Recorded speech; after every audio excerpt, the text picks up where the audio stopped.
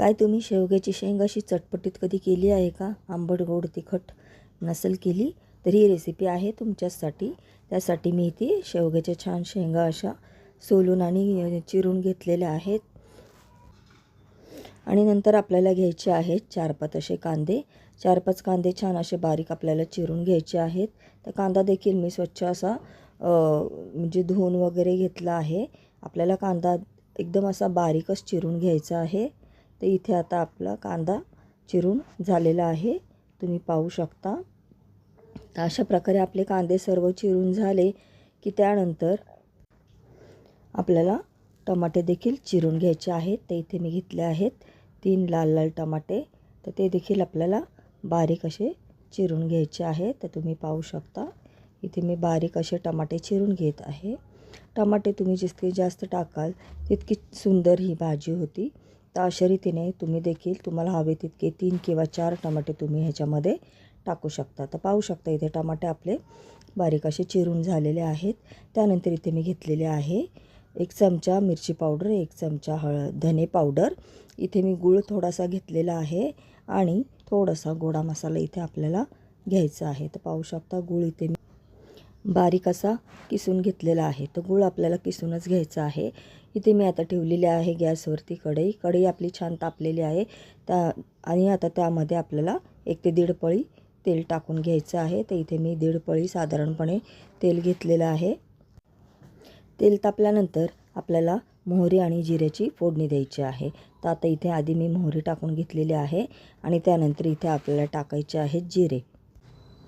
राई आणि जिरे छान तडतडले की शेवगाच्या शेंगा ज्या आपण सोलून घेतल्या आहेत त्या आपल्याला या तेलामध्ये टाकून व्यवस्थित अशा परतून घ्यायच्या आहेत. तर पाहू शकता इथे शेवग्याची शेंगा मी इथे टाकलेल्या आहेत तेलामध्ये आणि त्या आपल्याला तेलामध्ये व्यवस्थित अशा फ्राय करून घ्यायच्या आहेत. आणि ते फ्राय करत असतानाच आपल्याला इथे थोडीशी हळद आणि थोडीशी मिरची पावडर देखील आपल्याला टाकून घ्यायची आहे.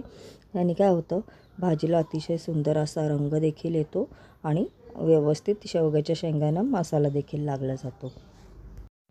साधारण 1 मिनटं आपल्याला शेवग्याची शेंग व्यवस्थित अशी तेलामध्ये परतून घ्यायची आहे आणि त्यानंतर आपल्याला ती शेवग्याची शेंग एका प्लेटमध्ये काढून घ्यायची आहे.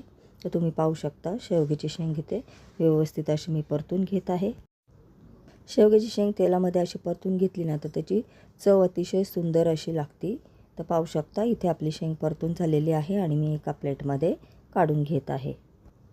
आणि त्यानंतर जे तेल कढईमध्ये शिल्लक आहे त्याच तेलामध्ये आपल्याला कांदा जो आपण चिरून घेतला होता तो कांदा आपल्याला व्यवस्थित असा लालसर फ्राय करून घ्यायचा आहे. तर आता इथे मी कांदा तेलामध्ये परतून घेत आहे. तर असा गुलाबी होईपर्यंत कांदा आपल्याला व्यवस्थित असा परतून घ्यायचा आहे. त्यानंतर आपण जे टमाटे चिरून घेतले होते ते सर्व टमाटे आपल्याला यामध्ये टाकून घ्यायचे आहेत आणि ते देखील कांद्यासोबत आपल्याला व्यवस्थित असे परतून घ्यायचे आहेत. कांदे आणि टमाटे परतत असताना थोडंसं आपण मीठ टाकून घेणार आहोत, यासाठी की कांदे आणि टमाटे छान असे व्यवस्थित लवकर स्मॅश व्हावे आणि टमाटा देखील छान असा स्मॅश व्हावा यासाठी आपण टाकून घेतले. त्यानंतर आपण इथे कांदा टमाटा छान आपला भाजून झाल्यानंतर आपल्याला आपण जे मसाले काढले होते धने पावडर, मिरची पावडर, थोडासा गोडा मसाला ते आपल्याला ह्याच्यामध्ये टाकून घ्यायचे आहेत. आणि मसाले देखील आपल्याला व्यवस्थित असे परतून घ्यायचे आहेत. मसाले व्यवस्थित असे परतले की त्यानंतर 1 चमचा मी इथे टाकलेले आहे अद्रक लसूणची पेस्ट. तर अद्रक लसूणची पेस्ट टाकल्यानंतर देखील आपल्याला व्यवस्थित असे परतून घ्यायचे आहे. जोपर्यंत त्याचा कच्चेपणा जात नाही तोपर्यंत आपल्याला व्यवस्थित या सर्व गोष्टी अशा छान परतून घ्यायच्या आहेत. आणि मसाले व्यवस्थित शिजावे यासाठी इथे मी थोडंसं पाणी टाकून घेतलेलं आहे, तुम्ही पाहू शकता.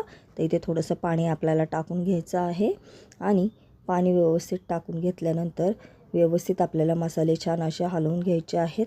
आणि आपल्याला ते थोडं 2 मिनटं आपल्याला 1 मिनटं साधारण 1 मिनटं झाकण ठेवायचं आहे आणि मसाले व्यवस्थित असे आपल्याला शिजवून घ्यायचे आहेत. इथे पाहू शकता मी झाकण काढलेलं आहे आणि सर्व गोष्टी छान अशा एकजीव झालेल्या आहेत. नंतर आपण जो गूळ किसून घेतला होता तो देखील टाकायचा आहे. तर गूळ साधारण मी 3 ते 4 चमचे असे टाकून घेतलेले आहे. तर तुम्हाला हवा तितका तुम्ही तुमच्या अकॉर्डिंग, तुम्हाला जर जास्त जरा गोड हवा असेल त्यानुसार तुम्ही गूळ त्यामध्ये टाकू शकता.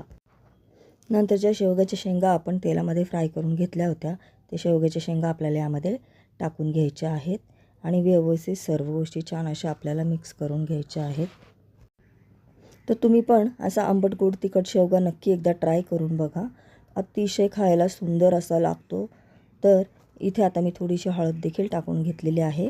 अशा रीतीने आपल्याला ही शेवग्याची शेंग व्यवस्थित अशी परतून त्यानंतर आपल्याला 1-2 मिनटासाठी आपल्याला ती झाकून ठेवायची आहे. यासाठी की ते मसाले व्यवस्थित शेवग्याच्या शेंगमध्ये मुरले जावे. इथे पाहू शकता. आता इथे मी झाकण ठेवलेलं आहे आणि 1 मिनटं मी झाकण ठेवून घेतलं होतं. त्यानंतर किती सुंदर इथे शेवग्याची शेंग आपली तयार झालेली आहे. चटपटीत अशी आंबट गोड तिखट शेवग्याची शेंग. तुम्ही देखील अशी रेसिपी नक्की एकदा ट्राय करून बघा. तुम्हाला देखील खूप आवडेल आणि ज्यांना शेवग्याची शेंग आवडते त्यांनी तर नक्कीच ही ट्राय करा. तुम्ही अगदी प्लेटमध्ये घेऊन नुसती देखील अशी शेवग्याची शेंग खाऊ शकता. तुमच्या तोंडाला खूप अशी सुंदर आणि चव येणार आहे.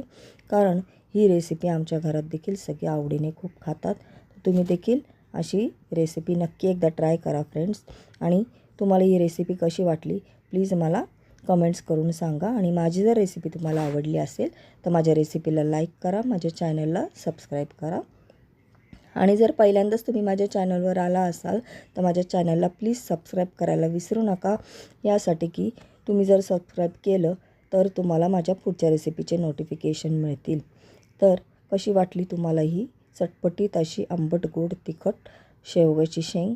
तुम्ही देखील ही रेसिपी नक्की ट्राय करा आणि प्लीज मला कमेंट्स करून नक्की सांगा की तुम्हाला ही शेवग्याची शेंग कशी वाटली. तर पुन्हा भेटू आपण पुढच्या रेसिपीमध्ये.